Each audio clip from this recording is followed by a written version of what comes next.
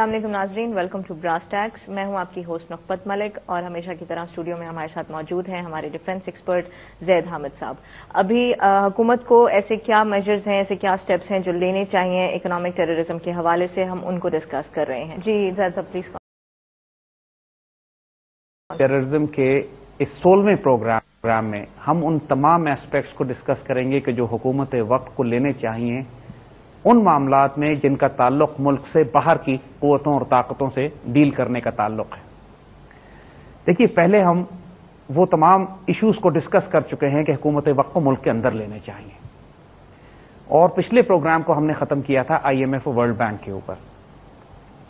دقت یہ ہوتی ہے کہ جتنی بھی حکومتیں اس دنیا میں ہیں، اور خاص طور پہ غریب ممالک کی اور خاص طور پہ پاکستان کے حوالے سے جب ہم بات کریں تو یہ جب بھی اپنی اکنامک پالیسیز بنانے جاتے ہیں جس کا تعلق بین الاقوامی لیول پر ہوتا ہے، دوسری قوموں سے باہمی تعلقات پر ہوتا ہے، یا جو انٹرنیشنل مانیٹری انسٹیٹیوشنز ہیں ان کے ساتھ ہوتا ہے، تو IMF اور ورلڈ بینک کا اس میں براہ راست دخل ہوتا ہے۔ IMF اور ورلڈ بینک زائنسٹ اکنامک ماڈل کے سب سے بڑے فتنے، ان کے گڑھ، ان کے تھنک ٹینکس، ان کے وہ ادارے ہیں جن کے ذریعے یہ غارت گری کرتے ہیں، دہشت گردی کرتے ہیں، جس کے ذریعے یہ پورے ملکوں کو اکنامک انسلیومنٹ میں، غلامی میں ڈالتے ہیں اور تباہ و برباد کرتے ہیں۔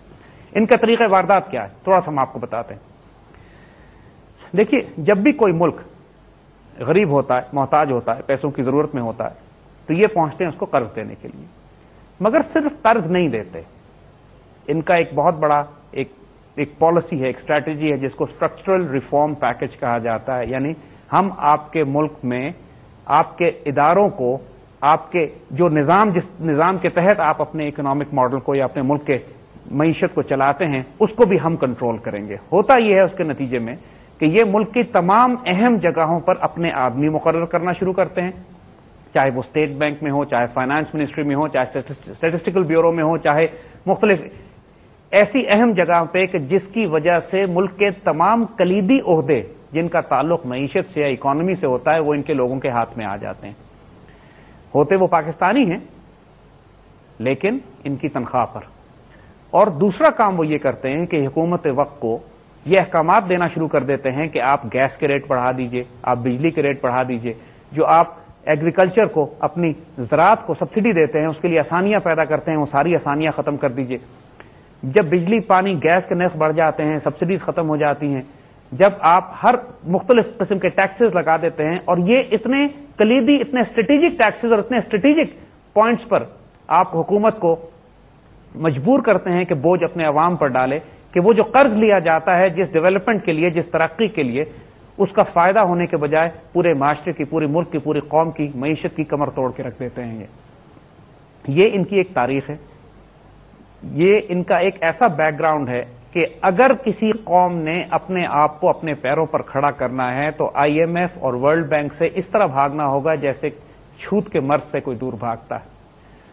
اگر IMF اور ورلڈ بینک کی کنڈیشنز ہم ایکسپٹ کرتے رہے تو کبھی ممکن ہی نہیں ہوگا کہ یہ کوئی بھی ملک اکنامکلی آزاد ہو سکے۔ یہ فنڈامنٹل کنڈیشنز تھیں جن کو ہم نے پہلے ٹچ اس لیے کیا کہ آگے جو کچھ ہم بتائیں گے اس کا براہ راست تصادم ہوگا ورلڈ بینک اور IMF کی پالیسیز کے ساتھ، کیونکہ IMF اور ورلڈ بینک کی پالیسیز یہ ہیں، پرٹیکولرلی IMF کی، کہ کوئی ملک دوبارہ اب گولڈ سٹینڈرڈز پہ نہیں جا سکتا ہے، اور ظاہر ہے ہم نے گولڈ سٹینڈرڈز پہ جانا ہے، یعنی ہم نے ان سے جنگ کرنی ہے۔ اور دنیا میں اگر یہ تقریباً تمام غریب ممالک جو IMF اور ورلڈ بینک کے چنگل میں پھنسے ہوئے ہیں، جب بھی اٹیمپٹ کرتے ہیں اپنے آپ کو آزاد کرانے کی تو سب سے پہلی لڑائی ان کی IMF ہی سے ہوتی ہے، یا سب سے پہلے ان کی جنگ ورلڈ بینک سے ہوتی ہے۔ اب ہم آپ کو کچھ ان ایشوز کی طرف لے کر آتے ہیں کہ جو حکومت وقت کو لینے چاہیے اپنے آپ کو معاشی طور پر اکنامکلی انڈیپینڈنٹ کرنے کے لیے، تاکہ یہ ملک اپنے پیروں پر کھڑا ہو سکے۔ دیکھیے، سب سے پہلے جو حکومت وقت کو کام کرنا چاہیے وہ یہ کہ آپ ڈالر کو ریجیکٹ کریں۔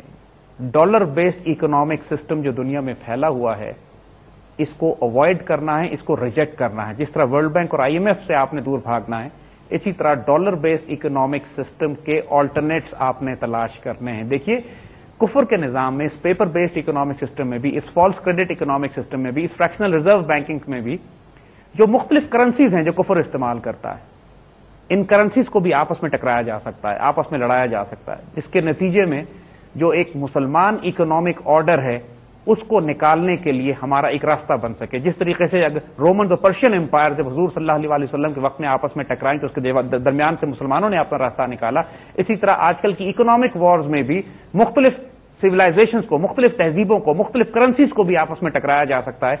एक करेंसी को दूसरी करेंसी से तोड़ा जा सकता है, इसको कमजोर किया जा सकता है, और ये हमने करना है। ये हमारे लिए लाजिम है कि हम उन प्राइमरी करेंसीज को जिन पर कुफर का निजाम बेस करता है, उन करेंसीज को रिजेक्ट करें, उनको अटैक करें, उनको तोड़ें, उनको तबाह करें, ताकि कुफर के निजाम को तबाह करने की जरूरत नहीं है। हम उनके इकोनॉमिक सिस्टम को भी तबाह कर सकते हैं अगर हम उनकी करेंसीज को इस्तेमाल करना बंद कर दें या रिजेक्ट कर दें। इसकी मिसाल हम आपको देते हैं।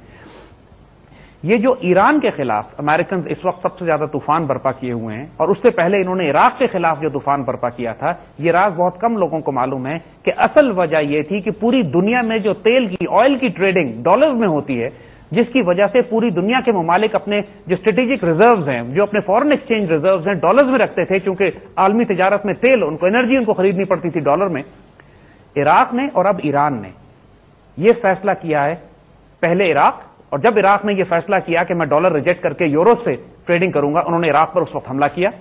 और अब ईरान ने यह फैसला किया है कि कुछ अरसे में डॉलर को रिजेक्ट करके ये अपनी तमाम तेल की फरोख्त यूरो में करेंगे। और इस काम में रूस और वेनेजुएला पर्टिकुलरली ये दो ममालिक हैं कि जो ईरान के साथ शामिल हुए हैं, और इन्होंने फैसला यह किया है मिलकर कि अब हम अपनी एनर्जी, वेनेजुएला भी तेल और गैस, रूस भी तेल और गैस फरोख्त करता है, और ईरान भी, और इन तीनों मुल्कों ने अगर यह फैसला कर लिया मिलकर और एक ऑयल एंड गैस एक्सचेंज बना दिया जो कि यूरो बेस्ड हो, यूरो करेंसी को बेस करता हो, तो उसके नतीजे में दुनिया के तमाम वो ममालिक कि जो रूस से या ईरान से या वेनेजुएला से तेल और गैस खरीदते हैं, वो अपने रिजर्व्स कन्वर्ट करना शुरू कर देंगे डॉलर से यूरो की तरफ, और नतीजा उसका यह होगा कि डॉलर क्रैश करना शुरू करेगा, डॉलर वापस जाना शुरू होगा अमेरिका में, और अमेरिकन इकोनॉमी में अब इतनी स्ट्रेंथ नहीं रह गई है कि अरबों अरबों अरबों डॉलर जो ये फॉरेन एक्सचेंज रिजर्व से कन्वर्ट होकर जब वापस अमेरिका में पहुंचेंगे तो इकोनॉमी इसको सस्टेन ही नहीं कर सकेगी।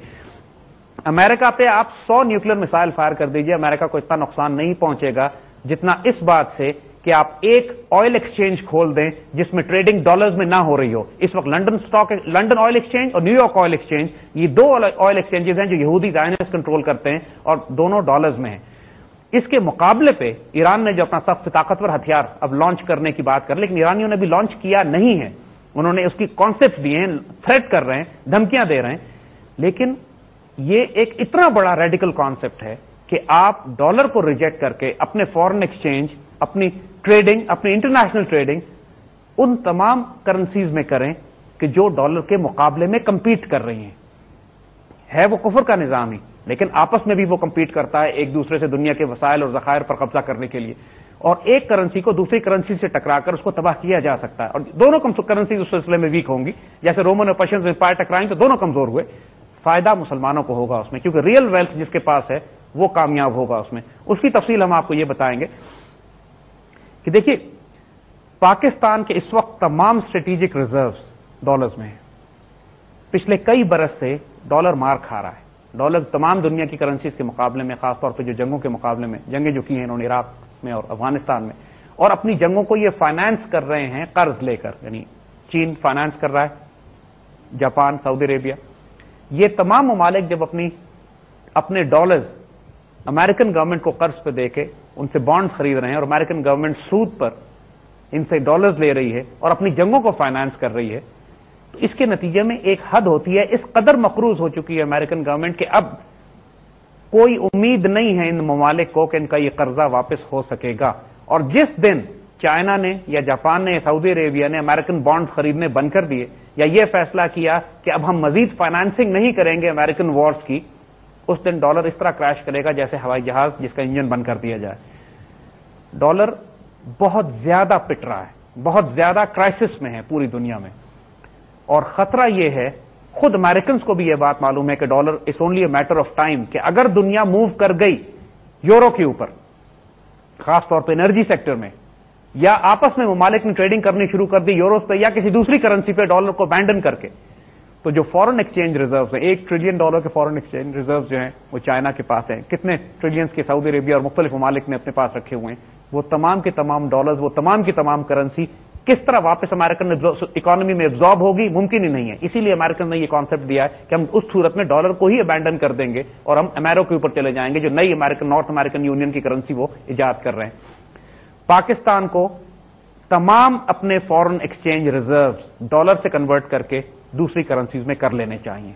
जैसे आप बात को कंटिन्यू रखेंगे, अभी हम एक छोटा सा ब्रेक ले रहे हैं, वापस आ रहे हैं। Welcome back. जी जैद साहब कंटिन्यू प्लीज। देखिए, ये एक प्राइमरी रिक्वायरमेंट है पाकिस्तान की। पिछले चंद सालों में हमने अरबों अरबों रुपए एक्सचेंज रेट में लूज किए हैं, इसलिए कि हमने अपने तमाम रिजर्व डॉलर्स में रख के अमेरिकन बैंकों में रखे हुए हैं, और अमेरिकन गवर्नमेंट, अमेरिकन बैंक्स और जायनिस्ट पूरे पाकिस्तान की दौलत कंट्रोल करते हैं। देखिए, एक मिसाल हम आपको देते हैं। सऊदी अरेबिया ने पिछले 60 साल से जितने डॉलर्स ये कमा रहे थे, पेट्रो डॉलर्स, वो तमाम की तमाम इन्वेस्टमेंट्स ये अमेरिकन बैंकों में, अमेरिकन इकोनॉमी में करते रहे। नतीजा ये है कि तकरीबन 1.5-2 ट्रिलियन डॉलर्स की सऊदी इन्वेस्टमेंट्स हैं अमेरिका में। अब हाल ये है कि इतने पैसे जब सऊदीज ने इन्वेस्ट कर दिए हैं अमेरिकन इकोनॉमी में, अमेरिकन ने वापस तो कभी नहीं करने ये, बल्कि जब्त कर लेने। कुरान ने जो इन यहूदियों की डेफिनेशन ये बताई हुई है कि अगर आप इनको एक दरहम एक दिनार भी, जिसका मफहूम ये है कि आप इनको एक थोड़ी सी रकम, ये दरहम दिनार भी दें, तो ये जो मर्जी आप कर लीजिए, ये पैसे वापस आपके नहीं करेंगे जब तक आप इनकी जान को ना आ जाए। ये इनकी फितरत है इन यहूदियों की। अब जब ये हिमाकत उम्मत कर ही चुकी है, ये हिमाकत सऊदीज कर ही चुके हैं कि 60 साल से जो तेल निकल रहा था, 70 साल से जो सारी दौलत मुसलमानों की निकल रही थी, 90% इन्वेस्टमेंट इन्होंने तमाम की तमाम अमेरिका में की, डॉलर्स में की, अमेरिकन इकोनॉमिक सिस्टम में की।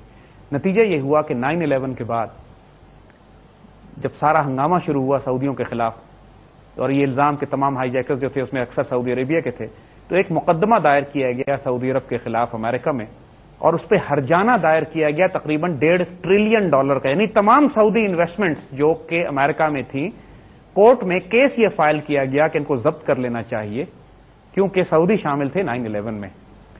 9/11 भी खुद CIA का कराया हुआ, केस भी खुद दायर करवाया।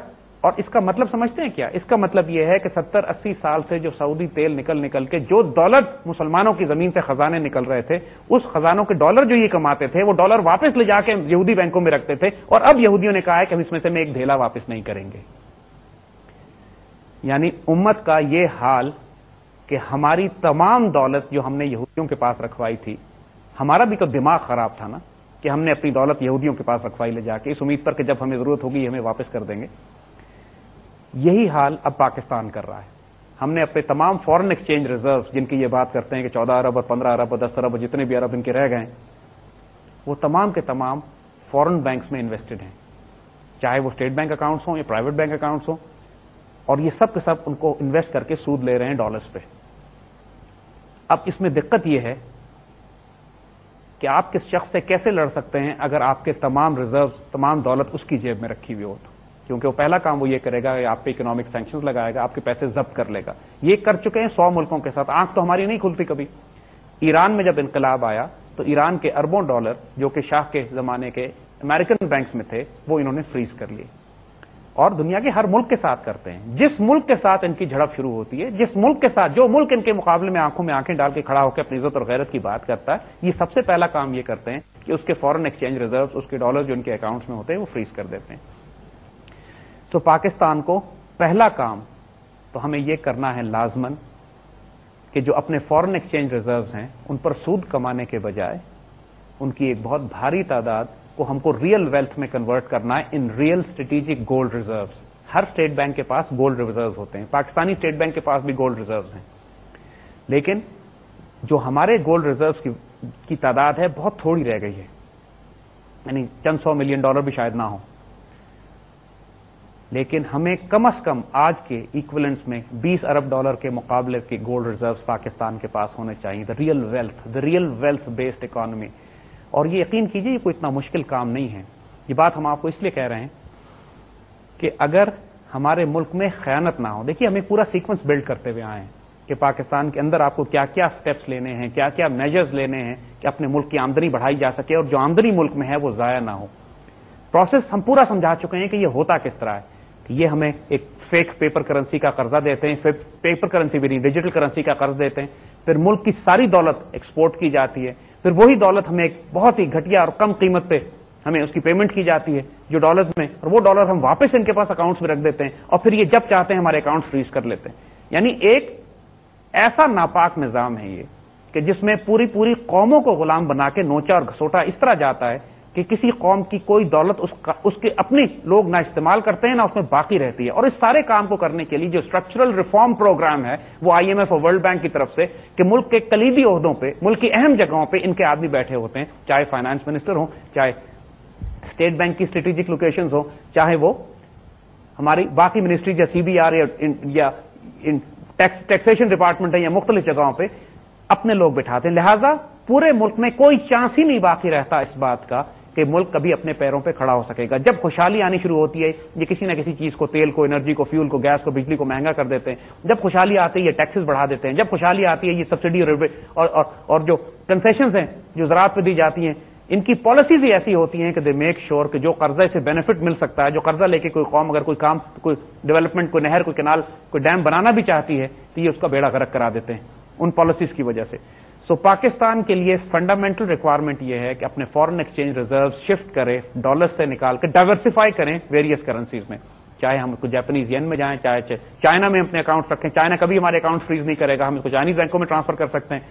ہم مسلمان بینکوں میں جا سکتے ہیں جو مڈل ایسٹ میں ہیں. یہ ہم اس وقت کی بات کر رہے ہیں ٹیمپرری ارینجمنٹ کی، اس کو ہم سولوشن کے طور پہ نہیں دے رہے ہیں، لیکن ایک اسٹاپ گیپ ارینجمنٹ کی چونکہ باہر ہمارے ملک میں حکومت ہماری تمام تر ڈیل ہی اس بینکنگ سسٹم اور پیپر کرنسی میں کر رہی ہے اور ڈیجیٹل اکانومی میں کر رہی ہے. تو فی الحال اسٹاپ گیپ ارینجمنٹ میں کفر کے نظام کو ہی آپس میں لڑانے کے لیے ایک ارینجمنٹ یہ ہے کہ ڈالر سے باہر آئیں.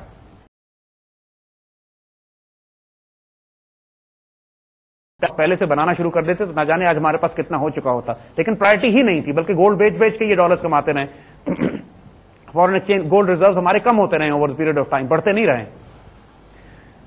تیسرا کام جو پاکستان کو لازمن کرنا ہے وہ یہ کہ ہم ایران، روس اور وینیزویلا کی طرح اپنی ٹریڈنگ ڈالر کی اکانومی چھوڑ کر یورو یا دوسری کرنسی بیسڈ اکنامک ماڈل میں جائیں، ایک آلٹرنیٹ اکنامک کیمپ میں جائیں. یہ سب سے اہم سٹیپ ہوگا اس کفر ہی کے نظام کو آپس میں لڑوانے کا. ہمارا گولڈ ریزرو بلڈ ہو، ہم پرائمریلی امریکن بینکوں سے، امریکن سسٹم سے باہر نکلنا اس لیے ضروری ہے کہ یہودی اس کو ہمارے سارے اکاؤنٹس ان کے پاس ہیں اور جو کہتے ہیں انگریزی میں آل ایگز ان ون باسکٹ ہمارا اس وقت ہوا ہے. ہمارے تمام ریسورسز اور ایسٹس برٹش اور امریکن بینکس میں ہیں اور یہ انتہائی خطرناک ہے کیونکہ دونوں طرف راسچائلڈ اور راک فیلرز اور وہی زائنس اور وہی بینکنگ سسٹم، وہی بینکنگ ماڈل ہے کہ جو فیڈرل ریزرو اور بینک آف انگلینڈ کو کنٹرول کرتے ہیں. انہی بڑے بڑے بینکوں میں پاکستان گورنمنٹ نے اپنے اکاؤنٹس کھولے ہوئے ہیں اور یہ سارے پیسے مسلمانوں کے جو سعودی عرب سے سیکھیے، ایران سے سیکھیے. سعودی عرب کی تمام دولت غرق ہونے والی ہے. جس لمحے سعودی عرب نے ذرا ڈیفیکلٹی کریٹ کی امریکن کے لیے، اس کے سارے ایسٹ سیز کر دیے جائیں گے. امریکن کر چکے ہیں ایرانیوں کے ساتھ یہ اور دنیا کے ہر اس ملک کے ساتھ کر چکے ہیں کہ جو ان کے مقابلے پہ کھڑا ہوتا ہے. ہمیں کیوں نہیں سبق ملتا اس بات کا؟ کیونکہ وہ وقت دور نہیں ہے کہ انہوں نے ہم پر حملہ بھی کرنا ہے اور ہم سے جنگ بھی کرنی ہے اور ہمارا بیڑا غرق بھی کرنا ہے. یہ ان کی خیال ہے، ہوگا نہیں انشاءاللہ، لیکن یہ ہمارے اکاؤنٹ، ہمارے ایسٹس، ہمارے پیسے، ہمارا فارن ایکسچینج ریزرو. اور عقل بھی یہ کہتی ہے کہ ہم ڈالر سے ڈائیورسفائی کریں، اس لیے کہ ڈالر دنیا میں اب کریش ہو رہا ہے. دنیا کی تمام اکانومیز ڈالر کو ریپلیس کرنے کی کوشش کر رہی ہیں یورو میں یا دوسری کرنسیز میں. حالانکہ یورو کا اپنا حال یہ ہے کہ یورو دنیا کی وہ واحد کرنسی ہے جس کا کوئی ملک نہیں ہے. عام طور پہ ملک ہوتے ہیں اور ان کی کرنسی ہوتی ہے، اور یورو ایک ایسی کرنسی ہے جس کا کوئی ملک نہیں ہے. یعنی وہ تو ایک عجیب و غریب fake paper currency based economic model میں یہی جادو ہے کہ آپ جو جادو چاہیں وہ چل پڑتا ہے. یہاں پر 100 روپے کے آپ 1000 بنا دیتے ہیں، 1000 کے لاکھ بنا دیتے ہیں. اصل سونا نکال کے آپ ڈیجیٹل کرنسی پہ، ڈیجیٹل اکانومی پہ چلے جاتے ہیں. ایک کرنسی بنا دی جس کا ملک ہی نہیں ہے، لیکن اس کے باوجود یورو اور ڈالر آپس میں کلیش کرتے ہیں. زید صاحب بات کو کنٹینیو رکھیں گے، ابھی ہم ایک چھوٹا سا بریک لے رہے ہیں، واپس آ رہے ہیں.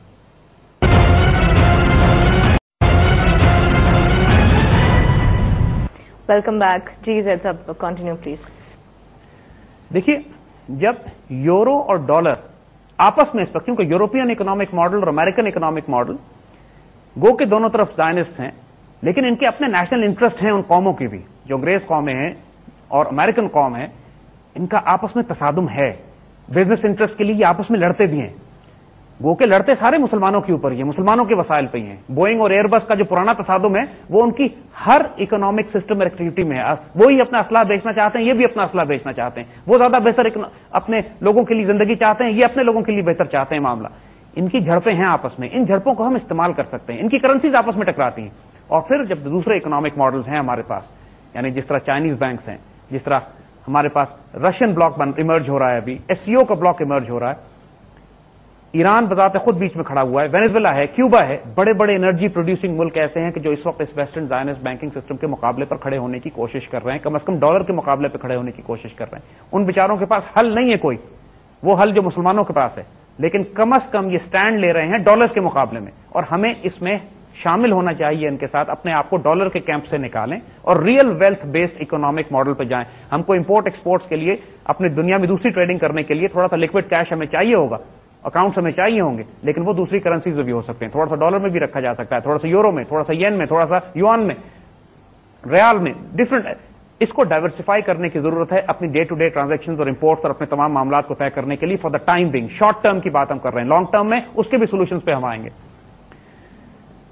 महातीर मोहम्मद मलेशिया के, जिन्होंने मलेशिया को कहां से उठाकर आसमान पर पहुंचा दिया, रॉन पॉल जो अमेरिकन प्रेसिडेंशियल कैंडिडेट जो अभी हारा है, दुनिया की तमाम सीरियस इकोनॉमिक पॉलिसी मेकर्स इस बात को रियलाइज करते हैं आज के दौर में भी कि गोल्ड बेस्ड इकोनॉमिक मॉडल और इकोनॉमिक ट्रांजैक्शंस, और खास तौर पे मुसलमानों में ये कॉन्सेप्ट अब दोबारा रिवाइव हो गया है कि हमें गोल्ड कॉन्सेप्ट, गोल्ड ट्रेडिंग की तरफ हमने जाना है। तो डॉक्टर महातीर ने कॉन्सेप्ट ये दिया है कि मुसलमान ममालिक अपने ओआईसी में, इकोनॉमिक मॉडल में, इकोनॉमिक ब्लॉक में जो तिजारत करें वो डॉलर या यूरो बेस्ड करने के बजाय वो गोल्ड बेस्ड करें, रियल वेल्थ बेस्ड करें। पाकिस्तान को भी अपनी तिजारत के इन एवेन्यूज को तलाश करना पड़ेगा। मिसाल ये है कि उन्होंने मिसाल यही भी दी थी कि अगर आप मलेशिया से तिजारत करते हैं, पाकिस्तान 1 करोड़ रुपए की चीजें मंगवाता है मलेशिया से, मलेशिया 80 लाख रुपए की चीजें मंगवाता है, तो जो 20 लाख रुपए का बैलेंस पाकिस्तान ने पे करना है मलेशिया को, वो गोल्ड में ट्रांसफर किया जाए। इस तरह गोल्ड की बहुत भारी तादाद जो है वो ट्रांसफर नहीं होगी, क्योंकि बायलैटरल ट्रेड है, दोनों मुल्क एक दूसरे के साथ चीजें खरीदारी कर रहे हैं, और जो खरीदारी वो करें वो आपस में एडजस्ट कर ली जाए, और जो बैलेंस है पेमेंट सोने में ट्रांसफर किया जाए। इससे एलसीज जो है, लेटर ऑफ क्रेडिट जो है, तिजारत है, सब कुछ गोल्ड बेस्ड हो। और उसके लिए वही बात इनिशियली कि फिर आपको एक गोल्ड एक्सचेंज चाहिए होगा, एक ऐसा बैतुल माल, एक ऐसा एक्सचेंज कि जहां पे अकाउंट्स गोल्ड में खोले जा सकें। और अगर कोई चंद ममालिक मिलकर, माशाल्लाह मुसलमानों के पास इतनी दौलत है, अगर चूंकि हम इंटरनेशनल ट्रेड की बात कर रहे हैं, ज़ाहिर कोई इंटरनेशनल ट्रेड कोई मुल्क अकेला तो नहीं करता, दूसरे मुल्कों के साथ मिलकर करता है। पाकिस्तान, सऊदी अरेबिया, ईरान, उन तमाम ममालिक के साथ जो इंतहाई दौलतमंद है, जिनके पास तेल की दौलत भी मौजूद है, और उन गैर मुस्लिम ममालिक के साथ भी। देखिए ये लोग जब मुसलमानों में, इनकी सारी तजारत मुसलमानों के साथ है, इन गैर मुस्लिमों की, ये अपनी हर चीज मुसलमानों में बेचते हैं। हम खरीदार हैं, हम शर्तें भी लगा सकते हैं। अगर हम ये शराइत लगाएं इनके साथ कि हम आपकी चीजें उस सूरत में खरीदेंगे कि जब कोटेशन हम डॉलर्स में नहीं गोल्ड में करेंगे, उस सूरत में करेंगे कि जो चीजें हम आपको बेच रहे हैं हम पेमेंट आपसे गोल्ड में लेंगे या रियल वेल्थ बेस्ड पेमेंट्स लेंगे।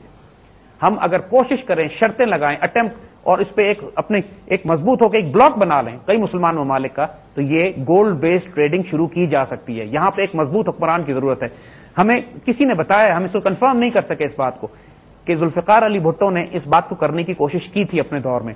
उन्होंने ओआईसी का इजलास बुलाया था लाहौर में, और मुस्लिम ब्लॉक को यूनाइट करने की कोशिश की थी, गोल्ड दिनार की बात भी की थी, और ऑयल उस जमाने में मुसलमानों ने तेल को हथियार के तौर पर भी इस्तेमाल किया था, शाह फैसल शहीद ने और जकी यमनी जो ऑयल मिनिस्टर थे उस वक्त, और पूरे यूरोप को और अमेरिका को इकोनॉमी तबाह करके रख दी थी कि जब मुसलमानों ने तेल को एज हथियार इस्तेमाल किया था। तो मकसद उस वक्त भी यही था, जो चीज सामने आई कि अगर मुसलमान मिलकर एक इकोनॉमिक ब्लॉक बनाए, उस वक्त मुसलमानों के जो तेल प्रोड्यूस करने वाले ममालिक थे, उन्होंने मिलकर फैसला किया था कि हम तेल को हथियार के तौर पर इस्तेमाल करेंगे, और फिर उसका कलेक्टिव इंपैक्ट इतना हुआ कि पूरे यूरोप की और मगरब की और अमेरिका की कमर तोड़ के रख दी उन्होंने। इसी तरह अगर आज चंद मुसलमान और पाकिस्तान, चंद मुसलमान ममालिक के साथ मिलकर, देखिए हमारे पास वेपन्स हैं, हमारे पास न्यूक्लियर पावर है, हमारे पास आर्म फोर्सेज हैं, हम भी ये नहीं कि हम सिर्फ भीख मांगने वाले हैं उनके साथ, हम एक कलेक्टिव सिक्योरिटी अरेंजमेंट में उनके साथ जाएं और एक कलेक्टिव इकोनॉमिक ब्लॉक बनाएं, जिस तरह यूरोप में उन्होंने बनाया हुआ है, यानी यूरो करेंसी जिसकी हम बात कर रहे हैं कि एक ऐसा मुल्क, एक ऐसी करेंसी जिसका कोई मुल्क ही नहीं है, 10-15 मुल्कों ने मिलकर एक करेंसी अपनी बना ली है। इसी तरह मुसलमान ममालिक भी आपस में ट्रेड करने के लिए एक कॉमन करेंसी दीनार और दिरहम के तौर पर लॉन्च कर सकते हैं, जिसमें ट्रेडिंग गोल्ड बेस्ड हो।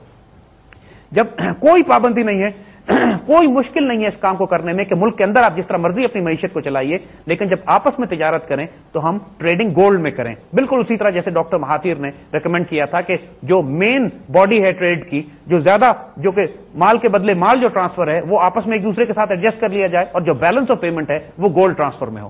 یہ کیا جا سکتا ہے، اب تک کیونکہ کیا نہیں گیا ہے لہذا ناممکن لگتا ہے، ورنہ ماشاءاللہ ہمارے پاس وسائل بھی ہیں، سعودی عرب کے پاس تیل بھی ہے، سونا بھی ہے، ایران کے پاس تیل ہے، ہمارے پاس بھی تیل اور سونا اور گیس اور کوئلہ اور دنیا جہان کے خوراک اور غلہ اور دنیا جہان کے ہمارے پاس اللہ کی دی ہوئی دولت اور نعمت موجود ہے.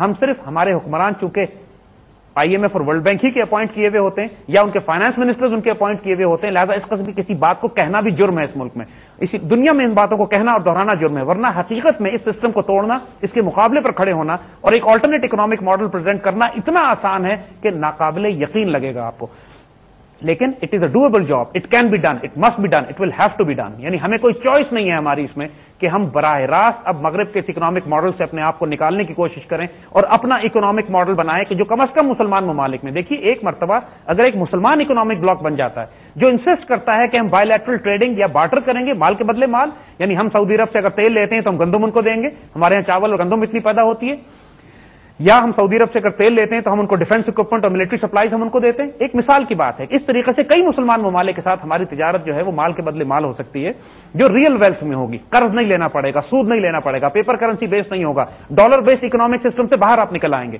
اور پھر جو آپ کا بیلنس آف ٹریڈ ہے، جو آپ کے پاس سرپلس ہے، جو پروفٹ ہے، جو آمدنی آپ کے پاس آتی ہے، اس سے آپ اور ملک میں اگر آپ اپنی کرپشن کو روک لیں. پاکستان کا حال یہ ہے کہ ہمارے پاس اگر 100 روپے ڈیولپمنٹ فنڈز کے ہیں تو یقین کیجئے 90 خیانت میں چلے جاتے ہیں. آج اسی ملک کا حال یہ ہے کہ آپ سرکاری افسروں کو دیکھیے 20,000 30,000 روپے تنخواہ ہے لیکن بی ایم ڈبلیو اور مرسیڈیز میں پھر رہے ہیں. ایوری بڈی نوز کہ پیسہ حرام کا ہے، ایوری بڈی نوز کہ اسلام آباد میں ان کے 4 گھر بنے ہوئے ہیں، کروڑوں لاکھوں روپے کی جائیدادیں اور جاگیریں جس کی بنی ہوئی ہیں، جس کی تنخواہ 40,000 روپے ہے، جس کی تنخواہ 60,000 روپے ہے، وہ کہاں سے لے کر آ رہا ہے؟ یہ خیانت کے پیسے ہیں سارے. وہ لوگ جن کے ملک سے باہر اربوں اربوں اربوں ڈالر کی جائیدادیں بنی ہوئی ہیں جبکہ ملک میں تنخواہ ان کی 50,000 بھی نہیں ہے، یہ کہاں سے بن رہا ہے سارا؟ اس ملک کے سیاستدان، اس کے حکمران، اس کے بیوروکریٹس، اس کے فیصلہ کرنے والے، ہر وہ شخص جس کو مسلمانوں کے مال پر ذمہ دار ٹھہرایا گیا ہے وہ اس خوفناک انداز میں خیانت کر رہا ہے کہ یقین کیجئے. اور پھر یہ واویلا اس بات کا ہے کہ وسائل نہیں ہیں. وسائل اللہ کے فضل سے ہیں. انہی وسائل کی اس جو بات ہم نے پہلے کہی تھی، خیانت روکنا ضروری ہے. کرپشن ہمارے ملک میں اب ایسی سٹیج پہ آ گئی ہے کہ اس کی سزا موت سے نیچے نہیں ہونی چاہیے. ہاتھ کاٹنا تو بہت چھوٹا رہ گیا معاملہ، ہاتھ کاٹنا تو چوری پہ ہوتا ہے، یہ چوری نہیں ہے. یہاں پہ تو غدر مچا ہوا ہے، یہاں پہ تو فساد برپا ہو گیا، یہاں پہ تو ملک قوم کی بنیادیں کھوکھلی کر دی گئی ہیں. اور جس طرح چین میں انہوں نے کیا تھا کہ چین میں وہ کرتے یہی ہیں کہ اگر کوئی سڑک کسی نے غلط بنائی ہے تو اسی کانٹریکٹر کو لا کے سڑک پہ لٹا کے اس پہ بلڈوزر چلا دیتے ہیں، وہ سڑک کے اندر ہی دفن ہو جاتا ہے. اس کے بعد پورے چین میں سڑکیں بالکل ٹھیک بنتی ہیں. اسی قسم کا کوئی روتلس معاملہ ہمیں اپنے ملک میں کرنا پڑے گا کہ اوپر سے لے کے نیچے تک کرپشن کا اس وقت یہ عالم ہوا ہوا ہے. لیکن یقین کیجئے اتنی دولت اور اتنے وسائل اس ملک میں ہیں کہ اگر صرف ہم کم از کم 50% کرپشن بھی اس ملک میں روک سکے تو تمام مسائل جن کے آج آپ بات کر رہے ہیں کہ وسائل کی کمی کی وجہ سے انشاءاللہ 2 سال کے اندر ختم کی جا سکتے ہیں، انکلوڈنگ ہم گولڈ ریزرو بنا سکتے ہیں. اپنا بات جاری رکھیں گے ہم، ابھی ایک وقت ہے چھوٹے سے بریک کا. ناظرین واپس آتے ہیں. Welcome back. جی زید صاحب پلیز کنٹینیو. ایک جو طریقہ ہماری حکومت کو اور کرنا ہے وہ یہ کہ اب قرض لینا بند کریں. یہ بات ہم بہت سختی سے کہیں گے، قرض لینا بند کریں. یہ قرض اس لیے لیتے ہیں، اس بہانے پر لیتے ہیں کہ ملک میں وسائل نہیں ہیں، ہمارے پاس پیسے نہیں ہیں. اور جو قرض لیا جاتا ہے اس کا بھی 90% حرام میں کھا جاتے ہیں.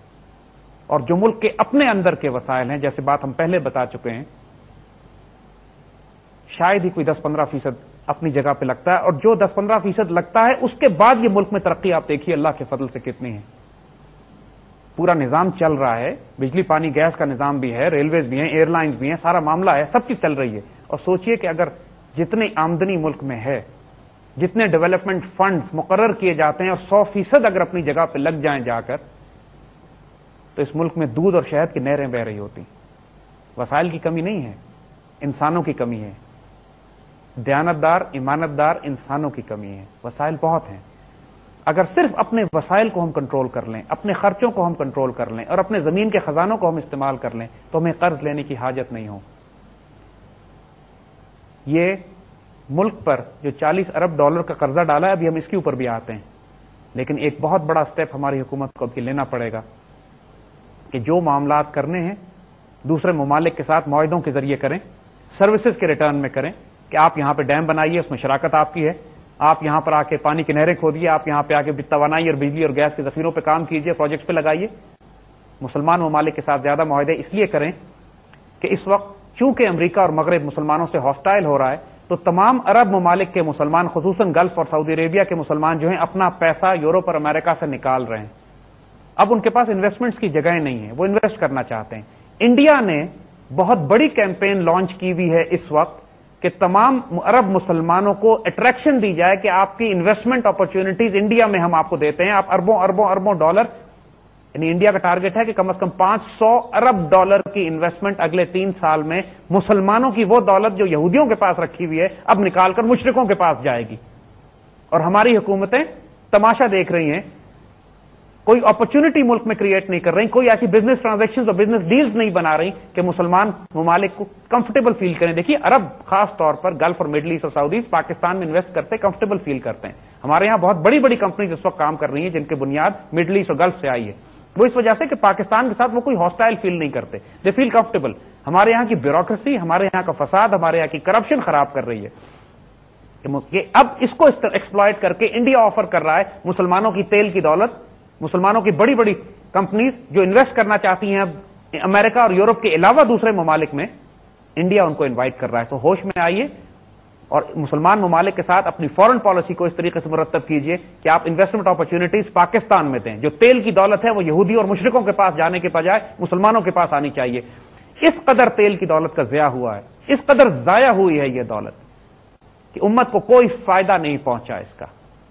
یہ سارے خزانے ہونے کے باوجود جو تیل نکلا مسلمان دنیا سے، اس کے تمام تر بینیفٹ مغربی کافروں کو، زائنسٹ کو گئے ہیں، ان کی اکانومی اس پر چل رہی ہے اور اب وہ پیسے ہڑپ کرنے جا رہے ہیں، مگر وہ انویسٹمنٹس مسلمان ممالک میں نہیں آئی۔ مسلمان ممالک دنیا کے غریب ترین ممالک ہیں، نہ کوئی یونیورسٹیز ہیں، نہ تعلیمی نظام ہے، نہ ریلویز ہیں، نہ فیکٹریز ہیں، نہ کوئی انڈسٹری ایسی لگی ہے، نہ کوئی ایسا ڈیفنس انڈسٹری ہماری مسلمان ممالک میں اس تیل کے پیسے سے لگائی گئی ہو کہ وہ دولت جو اللہ نے زمین سے مسلمانوں کو دی تھی مسلمانوں نے استعمال نہیں کی۔ پاکستان حکومت کو لازماً اپنی فورن پالیسی کو اس طرح مرتب کرنا ہے کہ ہم آئی ایم ایف اور ورلڈ بینک سے اور انٹرنیشنل جیوز اور یہودیوں سے قرضے لے کر، پیپر کرنسی کے، فیک پیپر کرنسی کے، ڈیجیٹل اکانومی کے قرضے لے کر کام کرنے کے بجائے شراکت میں اپنے وسائل کو استعمال کرتے ہوئے مسلمان ممالک کے ساتھ ایسے تجارتی معاہدے، ایسے پروجیکٹ شروع کرائیں ملک کے اندر، اور ہم ان کو اللہ کے فضل سے بہت کچھ دے سکتے ہیں۔ اپنے مسلمان بھائی کے ساتھ شراکت میں ہمیں کوئی پرابلم نہیں ہے، ان سے شراکت ہونی چاہیے، بزنس پارٹنرشپس ہونی چاہیے۔ جو مسلمان ممالک کی مسلمان کمپنیاں انویسٹ کرتی ہیں پاکستان میں، ان کو انوائٹ کرنا چاہیے کہ آئیے، اور مشکلات نہ پیدا کریں ان کے لیے یہاں پہ۔ یہ تمام معاملات جب پاکستان طے کرنا شروع کرے گا تو آپ دیکھیں گے کہ ایک براہ راست انقلاب برپا ہونا شروع ہو جائے گا ملک کے اندر بھی، اپنی اکنامک پالیسیز میں بھی، اپنی فورن پالیسیز میں بھی، اپنی کلیکٹو سیکورٹی ارینجمنٹس میں بھی، اپنی ڈیفنس پالیسیز میں بھی، اور ہم ایک ایسا انڈیپینڈنٹ اسلامک بلاک بنانے میں کامیاب ہو جائیں گے انشاءاللہ کہ جو مغرب کی بینکنگ سسٹم سے آزاد ہوگا۔ ہم آپس کی تجارت بارٹر میں کریں یا گولڈ میں کریں، ہماری ساری انویسٹمنٹس آپس میں ایک دوسرے ملکوں میں ہوں، کسی کے پاس اکانومی بہتر ہے تو کسی کے پاس ڈیفنس بہتر ہے، ہم کلیکٹو ارینجمنٹ کر کے ایک دوسرے کے ساتھ ایک دوسرے کو وہ چیز دے سکتے ہیں جو اس کو دینی چاہیے۔ ہمارا فوکس اس وقت مسلمان اور ان ملکوں میں ہونا چاہیے جو امریکن اور یہودی بینک سسٹم کے خلاف ہیں، یعنی چائنا اور رشیا پرائمریلی، جس میں وینزویلا اور کچھ ساؤتھ امریکہ کے کچھ ممالک۔ اس بلاک کے ساتھ پاکستان کو لازماً زیادہ انٹریکٹ کرنا ہے، زیادہ ایسوسیٹ کرنا ہے اپنے آپ کو، اپنی انویسٹمنٹس بھی یہاں پر لے کے جانی ہے، ان سے انویسٹمنٹس لے کر آنی ہے، اپنی currency foreign exchange reserve U S dollar کے یہودی بینکوں سے نکال کر گولڈ میں یا ڈائیورسفائی کریں ان دوسرے لکوڈ ایسٹس میں کہ جو امریکن زائنسٹ بینکنگ سسٹم کے قابو میں نہ ہو، امریکن ہمارے پیسے سیز نہ کر سکیں، امریکن ہمارے اکاؤنٹ فریز نہ کر سکیں۔ یہ بہت فنڈامنٹل ایسپیکٹ ہے، اس پر سختی تک شدت سے ہم ایمفسائز کریں گے۔ کوئی موقع یہودیوں کو ایسا نہ دیں کہ جب پاکستان ان کی آنکھوں میں آنکھیں ڈال کے کھڑا ہو تو ہمارے بینک اکاؤنٹ سیز کر لیں۔ وہ سب سے پہلا کام یہی کریں گے، آپ کے بینک اکاؤنٹ سیز کریں گے۔ تو ان یہودیوں کے پاس پیسے رکھوانے کی کیا ضرورت ہے؟ دماغ خراب ہے ہمارا کہ ہم، اور یہ اس لیے رکھتے ہیں کہ جو پیسے رکھواتا ہے وہاں پہ وہ آئی ایم ایف یا ورلڈ بینک ان زائنسٹ کے اپوائنٹڈ ہوتے ہیں۔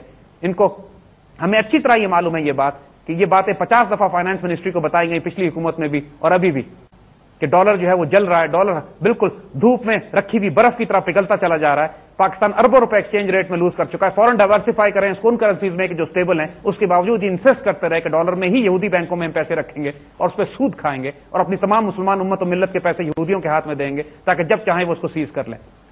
यह खयानत होती है इस मुल्क के साथ, यह खयानत होती है इस उम्मत और मिल्लत के साथ, और हर मुसलमान मुल्क का यही हाल है, कोई खास फर्क नहीं है। लेकिन वही बात हम कह रहे हैं कि यह हुकूमत करे या ना करे, जो कोई हुकूमत जो गैरतमंद होगी, वो हुकूमत की जो इस उम्मत की इज्जत और आबरू की हिफाजत करने वाली होगी, जो अमीन और हफीज होगी, जो सादिक और अमीन सल्लल्लाहु अलैहि वसल्लम की सुन्नत पे अमल करेगी, वो सबसे पहले मुसलमानों के वसाइल अपने कब्जे में करेगी। ये कैसे मुमकिन है कि मुसलमानों की दौलत यहूदियों के पास हो और हम उनकी आंखों में आंखें डाल के खड़े हो सके? अपने वसाइल हमारे अपने हाथ में होना लाजिम है। दूसरी चीज जो पाकिस्तान को बहुत सख्ती से करनी है, और उसके लिए भी हमको मुस्लिम और गैर मुस्लिम ममालिक को भी, जो गरीब ममालिक हैं, एक ब्लॉक बना के बात करनी है कि मगरिब हमें अपनी एक्सपोर्ट्स की सही कीमत नहीं अदा करता। देखिए, मिसाल के तौर पर अगर ये सिर्फ जो एक्सपोर्ट्स हैं, कॉटन या व्हीट है, या वो चीजें जो हमारे गरीब मुल्कों में खास तौर पर निकलती, कॉटन की अगर हम मिसाल लें, अगर हम आप इनकी प्राइसेस उठा के देख लीजिए जो पिछले 40 साल से ये हमें पे कर रहे हैं, दुनिया आसमान पे जा रही, हर चीज की कीमत आसमान पे चली गई है। जिस तरह इन्होंने तेल को 100 साल तक $3 से नीचे दबा के रखा हुआ था ताकि इसके पैसे मुसलमानों के पास ना जाएं, इसी तरह ये हमको हमारी एक्सपोर्ट्स पर भी फेयर प्राइस नहीं देते हैं। अगर सिर्फ हमारी एक्सपोर्ट्स पर ये जायज कीमत हमें अदा कर दें तो हमें ना कोई कर्ज लेना पड़े, ना हमें कोई मुल्क में कोई गुर्बत बचे, ना कोई मुश्किल मुसीबत और परेशानियां हो, सिर्फ ये कमबख्त इतने कौड़ियों के मोल हमसे हमारी चीजें खरीदते हैं और अपनी चीजें हमें इतनी 10 गुना 50 गुना भारी कीमतों पे हमें फरोख्त करते हैं। नाइजीरिया की मिसाल देखिए, नाइजीरिया ऑयल एक्सपोर्टिंग मुल्क है और अफ्रीका के गरीब तरीन मुल्कों में से। सारी दौलत वहां करप्शन में चली जाती है। जहां करप्शन में मामला नहीं होता, जहां पे किसी हद तक वो मुल्क एक्सपोर्ट करता है अपनी चीजों को, वहां पे कीमत नहीं अदा करते उसको। तेल की कीमत नाइजीरिया को तो मजबूरन इनको पूरी देनी पड़ती है, लेकिन वहां करप्शन में फिर अपने पैसे वापस ले जाते हैं और दूसरा पैसा वो इस तरह बचाते हैं कि आपको कीमत ही नहीं अदा करते। तो हाँ, पाकिस्तान को तमाम उन ममालिक के साथ मिलकर, कोई मुश्किल बात नहीं है कि अगर आप ये नोट कर लें कि कौन कौन सी कमोडिटीज ऐसी हैं जिनकी प्राइसेस पिछले 20-20 साल से 25-25 साल से स्टेबल है, और ये सब मगरिब को और यूरोप को एक्सपोर्ट होता है रॉ मटेरियल, जिसको प्रोसेस करके 50 गुना 100 गुना कीमत पे हमको ये वापस भेजते हैं। हम फेयर प्राइस डिमांड करें। जब हम असल कीमत अपनी मेहनत की मांगेंगे तो फिर हमें किसी से कर्ज लेने की जरूरत नहीं होगी। जारी है गुफ्तगू हमारी इकोनॉमिक टेररिज्म के हवाले से। अभी हम एक छोटा सा ब्रेक लेके वापस आ रहे हैं।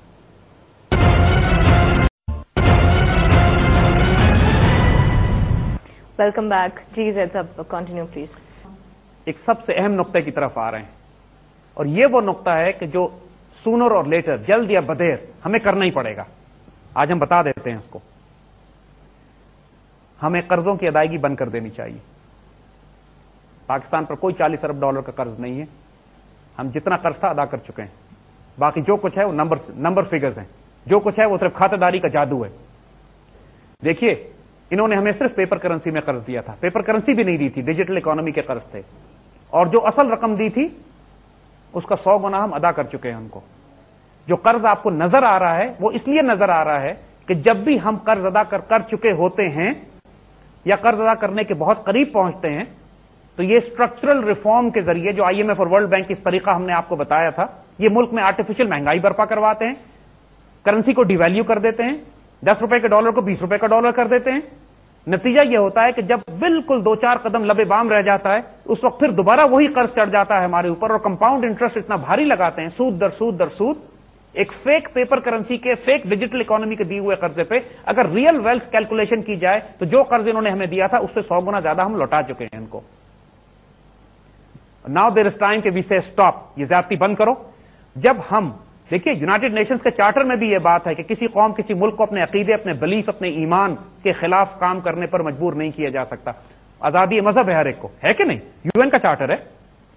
तो अगर पाक मुसलमान ये ऐलान कर दें कि हमारे दीन में सूद और रिबा का काम हराम है, ना हम सूद पे कर्ज लेंगे ना सूद पे कर्ज देंगे। खुतबा हज्जतुल विदा, आखिरी खुतबा याद रखिएगा, साफ साफ हुजूर सल्लल्लाहु अलैहि वसल्लम ने फरमा दिया था, ना तुम जुल्म करो ना तुम पे जुल्म किया जाएगा, ना तुम सूद लो सकते हो ना तुम सूद दे सकते हो। मुसलमान के लिए सूद देना भी उतना ही हराम है जितना सूद लेना हराम है। और फिर जो पैसे हमने इनसे लिए थे उसके 100 गुना हम अदा भी कर चुके हैं। हिसाब लगा, जो ज्यादती, जो दहशतगर्दी इन्होंने मुब्तला, जो कौमों का मुब्तला किया हुआ, now is the time to we take a stand. अब हम ना तो, और उसका स्टैंड लेने का पहला तरीका यही होगा कि जब हम अपनी दौलत अपने हाथों में लेंगे, जब अपने फॉरेन एक्सचेंज हम ट्रांसफर कर लेंगे रियल वेल्थ में, या उन जगह या उन दोस्तों की तरफ जो हमारे अकाउंट सीज नहीं करेंगे, तो फिर हम IMF, वर्ल्ड बैंक और इंडियन बैंकर्स के आगे हमें स्टैंड लेना पड़ेगा اب ہم تمہیں قرضہ واپس نہیں کر رہے. کون سا قرضہ؟ دے چکے ہم 100 دفعہ. جو تم نے لوٹ کھسوٹ کی ہے, جو تم نے غلط قیمتیں ہمیں ادا کی ہیں, جو تم نے انڈر انوائسنگ کی ہے, جو تم نے ہماری ایکسپورٹ کی قیمتیں ہمیں نہیں ادا کی, جو دھوکے اور فراڈ اور فریب سے تم ہمیں اور دہشت گردی کے ذریعے تم ہمیں غلام بنا کے رکھتے ہو, اگر تم حساب کرو تو ہم تمہیں جتنا قرضہ ہم نے تم سے لیا تھا اس سے 100 گنا زیادہ ہم تمہیں ادا کر چکے ہیں. اور اگر غیرت ہو حکومت میں تو وہ جو 150 سال تک انگریز لوٹ کھسوٹ کرتا رہا ہے ہماری اکانومی کی اپنے دور میں, جو کہ ہمارے انڈیا کا حال یہ تھا جب وہ مسلمانوں کے قبضے میں تھا تو پوری دنیا کی تجارت کا 25% حصہ انڈیا سے جایا کرتا تھا. یعنی یقین کریں گے آپ کہ پوری گلوبل ٹریڈنگ میں 25% شیئر اس انڈیا کا تھا جس پر مسلمان حکومت کرتے تھے. اور جب انگریز انڈیا کو چھوڑ کر گئے ہیں تو پوری گلوبل اکانومی کی لیس دین 1% شیئر انڈین اکانومی کا تھا. یہ جو لوگ کہتے ہیں کہ انگریزوں کے دور میں انڈیا بہت اچھا تھا, یہ ان کی آنکھیں کھل جانی چاہیے اس سے کہ اتنا لوٹا انہوں نے اس ملک کو, اتنا لوٹا انہوں نے اس ملک کو, جو مسلمانوں سے چھینا تھا انہوں نے, کہ دنیا میں جس ملک کی تجارت 25% تھی 1% سے بھی کم رہ گئی. یہ حشر کیا ہے انہوں نے انڈیا کا. جس طرح انہوں نے مسلمانوں کے, ہم پوری کہانیاں بتا چکے ہیں, پوری تاریخ ہم بتا چکے ہیں کہ بنگال میں کیا ظلم کیا, کس طرح قحط برپا کیے, کس طرح لوگوں کو تباہ کیا, کس طرح ڈرگز انہوں نے پورے پیدا کر کے یہاں پہ لوکل اکانومی کو تباہ برباد کیا. اس سب کی ہمیں کمپنسیشن مانگنی چاہیے ان سے. ہمیں ان سے کہنا چاہیے کون سا قرض تمہارا 500 ارب ڈالر یا 500 ارب پاؤنڈ یا 500 ٹریلین ڈالر تو تم ہمیں ادا کرو گے اس ظلم کا جو تم ہماری تاریخ پر کر چکے ہو. کوئی حساب کرے بیٹھ کے, کوئی اگر فیصلہ کرے بیٹھ کے, کوئی غیرت مند ہو یہاں پر تو کہیں آؤ ہم تم پر مقدمہ کرتے ہیں اس ظلم کا جو تم ہمارے اوپر پچھلے 200 سال سے کرتے چلے آئے ہو. جب اسرائیل مقدمہ کر سکتا ہے جرمنی پہ اور کمپنسیشن لے سکتا ہے سیکنڈ ورلڈ وار کے بعد, یعنی اسرائیل بنا بھی نہیں تھا, اسرائیل ملک تھا ہی نہیں جب سیکنڈ ورلڈ وار ختم ہوئی ہے, اس کے باوجود آج تک جرمنی اسرائیل کو کمپنسیشن پے کر رہا ہے ان چند میک بلیف یہودیوں کے قتل میں. 60 لاکھ تو یہودی مرے ہی نہیں تھے, 10-15 ہزار بھی نہیں مرے, چند لاکھ ہی مرے ہوں گے جو خود یہودیوں نے مروائے, لیکن 60 لاکھ کا فگر کریٹ کیا, لیکن پیسے وہ جرمنی سے لے رہے ہیں. تو ہم آج مسلمان, ہم پاکستانی, کوئی غیرت مند اپنے, ہم کیوں نہیں انگریزوں سے کہہ سکتے کہ تم لوگوں نے جو ظلم ہم پہ کیے آؤ اس کی کمپنسیشن ہم تم سے مانگیں گے اور مقدمہ کریں اس کے اوپر. جب تک مقدمے ادا نہیں ہوں گے اس وقت تک ہم تمہارا کوئی قرض ادا نہیں کریں گے. اور جب ہم اور یہ جتنی بھی اپنے بجٹ کا جو آمدنی, جو اپنے جو خون پسینے کی کمائی ہم ان کو سود اور ربا کی ادائیگی میں ضائع کر دیتے ہیں اور دیتے ہیں, کہ ہم قانون کے تحت کہیں کہ چونکہ اپنے ملک میں ہم نے سود اور ربا ختم کر دیا ہے لہذا دنیا سے ہم ربا اور سود پہ ٹریڈنگ نہیں کریں گے, تمہارا اصل ہم تمہیں واپس کر چکے ہیں, سود اب نہیں دیں گے. لے سکتے ہو تو جنگ کر کے لے لو اور پھر ہمیں جنگ کی تیاری کرنی ہوگی. دیکھیے یہ ہمارا مقدر ہے, جنگ ہوگی, ہم سود دیتے رہیں تب بھی جنگ ہوگی. ایک پوائنٹ پہ ہمیں اپنی غیرت اور عزت کی حفاظت کرنے کے لیے جنگ لڑنی پڑے گی, اپنے ایمان اور اپنے دین کی حفاظت کے لیے, ورنہ اللہ رسول سے جنگ کریں ہم. اب یہ فیصلہ ہم نے کرنا ہے, سود کا نظام قائم رکھیں گے تو اللہ رسول سے جنگ ہے, اور وہ اس جنگ میں ہم کبھی نہیں جیت سکتے, تباہ برباد ہو جائیں گے. اور سود کے نظام کو تباہ کرنے کے لیے کھڑے ہوں گے تو کفار سے, زائنس سے, یہودیوں سے جنگ ہے. اس جنگ میں مارے جائیں گے تو شہید ہوں گے, اس جنگ میں غازی ہوں, بچ گئے تو غازی ہوں گے. ہمیں اپنی دولت, اپنے وسائل کو اب خود کنٹرول کرنا پڑے گا. بہت ہو گیا کہ پچھلے 70 سال سے جب سے خلافت عثمانیہ ٹوٹی ہے, ایک ایک امت کا ڈالر, ایک ایک امت کے وسائل, ایک ایک امت کی دولت جو نکلتی رہی زمین کے خزانے یہودیوں نے اپنے قبضے میں رکھے ہوئے, احمق مسلمانوں کی وجہ سے بھی اور ان کے اپنے ایجنٹس کی وجہ سے بھی جو ہماری صفوں میں مختلف اداروں کی شکل میں, بینکنگ سسٹم کی شکل میں ہماری صفوں میں موجود ہیں. اب ہمیں اپنے تمام وسائل اپنے ہاتھ میں لینے ہوں گے. اب ہمیں فیصلہ کرنا ہوگا کہ ہماری تقدیر, ہماری اکانومی, ہمارا ڈیفنس, ہماری سیکیورٹی, ہماری عزت, ہماری آبرو, ہمارا دین کون کنٹرول کرے گا. آزادی اس کا نام ہے. یہ آزادی انشاءاللہ یہ ہمیں دیں گے کبھی بھی نہیں, چھین کے ہم لیں گے ان سے, اور اب اس کے لیے ہمیں لڑنے اور مرنے کے لیے بھی آمادہ اور تیار ہونا چاہیے. سب سے یہ ان کو ہمارے نیوکلیر ویپن سے اتنا خوف نہیں ہے جتنا اس بات سے خوف ہے کہ پاکستان یہ اعلان کر دے کہ آج سے ہم سود ادا نہیں کریں گے تمہیں. کیونکہ جس لمحے پاکستان نے یہ اعلان کیا دنیا کے 200 ملک بھی یہی اعلان کریں گے, کیونکہ ہر ملک پسا ہوا ہے. اگر یہ آئیڈیا نکل گیا صرف باہر کہ کئی مسلمان ممالک ہاتھ میں ہاتھ ڈال کے کھڑے ہو گئے, جس طرح یورو کی بات ہو رہی ہے کہ ڈالر چھوڑ کے یورو پہ چلے جائیں, اس طرح کئی مسلمان ملک یا کئی ممالک, غریب ممالک اگر ساتھ ہاتھ میں ہاتھ ڈال کے کھڑے ہو جائیں, یہ کس کس سے لڑیں گے. یہ کسی سے نہیں لڑ سکتے. اگر ہم ان کے خلاف سٹینڈ لینا پڑے گا, یہ فرعون اور دجال کا وہ نظام, اگر ہم نے سٹینڈ نہیں لیا ان کے خلاف تو یہ ہمیں رونتے ہوئے چلے جائیں گے جو ان کا پلان ہے. یہ ساری انشاءاللہ اس اکنامک ٹیررزم کی اس سیریز کا آج ہمارا یہ 16واں پروگرام تھا. انشاءاللہ اگلے پروگرام میں ہم کنکلوڈ کریں گے اس کو. ہم نے اپنی تمام وہ باتیں کر دی ہیں جو ہمیں کہنی تھیں. یاد رکھیے گا, یہ بزدلوں اور بغیرتوں کا دین نہیں ہے, یہ دین شیروں اور دلیروں کا ہے. ہمیں اپنے دین پر قائم رہنے کے لیے, اپنی عزت اور آبرو, اپنی اکانومی, اپنی معیشت کو بچانے کے لیے ٹف فیصلے کرنے پڑیں گے. تیار رہیے گا اس کے لیے انشاءاللہ. باقی اگلے پروگرام میں. جی زید صاحب، بہت شکریہ ایک بار پھر ایک سٹننگ پروگرام کے لیے، اور ہم اپنی گفتگو جاری رکھیں گے اگلے پروگرام میں اکنامک ٹیررزم کے حوالے سے۔ ناظرین اجازت دیجیے، براس ٹیکس سے